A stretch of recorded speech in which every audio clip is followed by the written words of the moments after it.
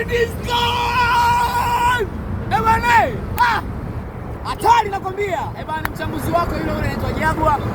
Ebane, kwa taarifa zimezonifikia mpaka sasa ni kwamba Ronaldinho Gaucho is back.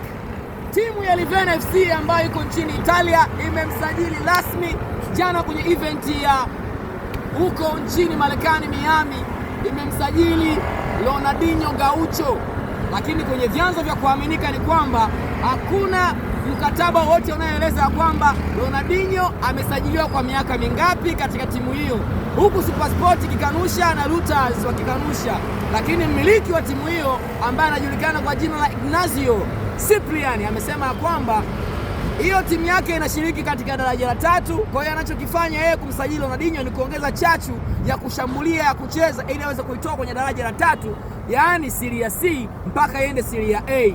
Je, unaona ya kwamba itaweza kumsaidia mmiliki huyo ambaye alinunua timu hiyo toka mwaka 2024 mpaka sasa? Na huku ikumbuke ya kwamba Ronaldinho aliacha soka la kulipwa toka mwaka 2015 na timu yake ya mwisho kucheza ilikuwa ni Fluminense. Je, unaona Ronaldinho Gaucho ataweza kuitumia nafasi hiyo kuisaidia timu hiyo?